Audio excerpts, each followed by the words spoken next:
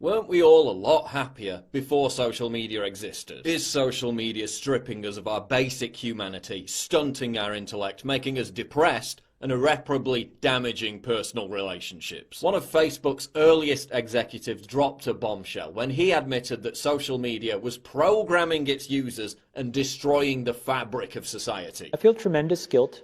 It literally is a point now where I think we have created tools that are ripping apart the social fabric of how society works. That is truly where we are. Your behaviors, you don't realize it, but you are being programmed. It was unintentional, but now you got to decide how much you're willing to give up. Social media was designed to be addictive. It provides the same kind of dopamine hit that you get from smoking, drinking alcohol, or gambling. We know that engagement with social media and our cell phones releases a chemical called dopamine. That's why when you get a text, it feels good, right? So, we've all had it where you're feeling a little bit down or feeling a bit lonely, and so you send out 10 texts to 10 friends, hi, hi, hi, hi, hi, because it feels good when you get a response, right? Right? It's why we count the likes. It's why we go back 10 times to see if my Instagram is growing slower. Did I do something wrong? Do they not like me anymore? Right? The trauma for young kids to be unfriended, right? Because we know when you get a hit of dopamine, which feels good. It's why we like it. It's why we keep going back to it. Dopamine is the exact same chemical that makes us feel good when we smoke, when we drink, and when we gamble. In other words, it's highly, highly addictive. We're so addicted, our brains sometimes fool us into thinking a dopamine hit is imminent when it isn't. I'm talking about phantom vibration syndrome. This means those people think the phone is vibrating when it's really not. And psychologists say these fake phone calls are all in your head. Those who are big-time talkers on the phone or who use the phone to text or tweet a lot, well, they say they feel these fake phone calls more often.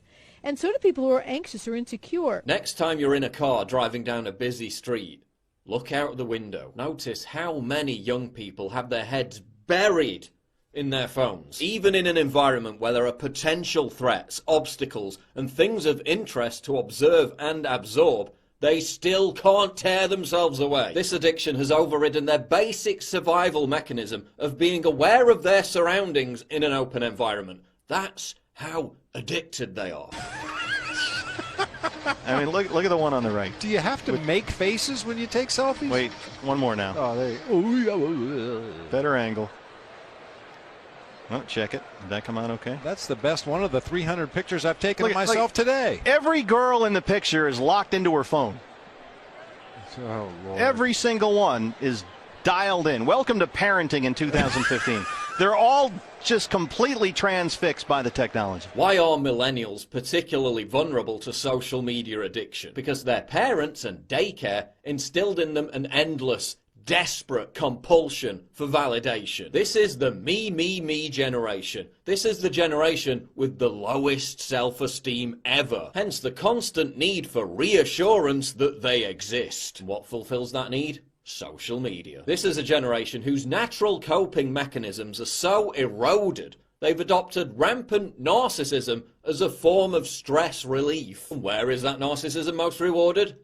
You guessed it, social media. Likes, shares and retweets are to a millennial what a pacifier is to a baby. It's literally infantilizing our brains. It's regressing us back to infanthood. And what's another trait of infanthood?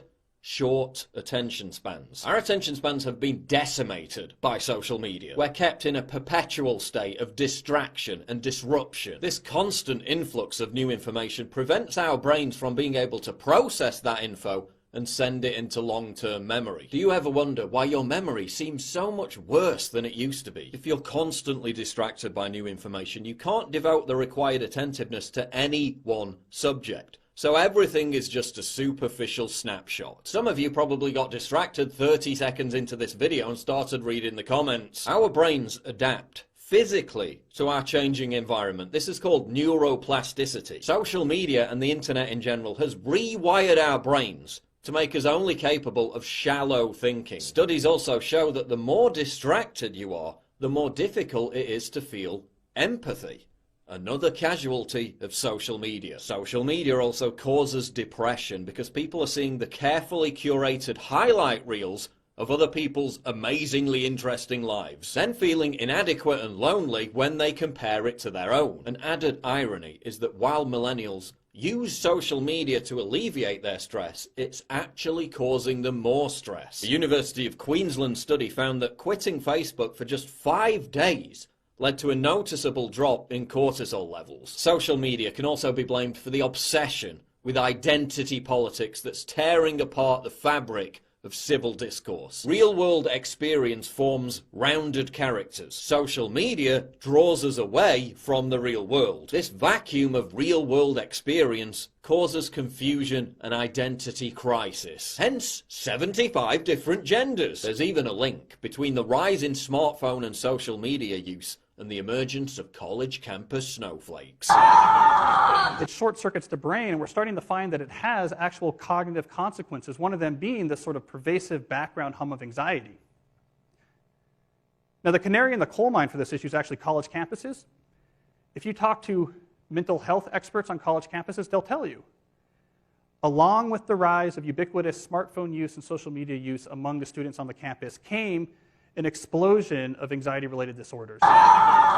Students who are bathed in this constant background hum of anxiety are so emotionally brittle, they're triggered by anything. The positives of social media, well, everyone has a voice. And while in principle this allows for the democratization of information, in practice it equates to billions of retards sharing pictures of their food and hurling vile insults at strangers for having the wrong opinion. It equates to maniacal witch hunt mobs destroying people's reputations and careers because they said something deemed offensive. And yes, I'm painfully aware of the irony of someone who has forged an identity partly thanks to social media lecturing you about how terrible social media is. But this is as much an instructional video for me as it is for you. We're all addicts. We need to modify our behavior before it modifies us permanently. We have to escape this electronic ghetto. Here's a few things we can all do now. Turn off all non-essential notifications on your phone. Try and make a routine of only checking your messages and emails a maximum of 5 times a day. Less if possible. Use the internet like your parents use the internet.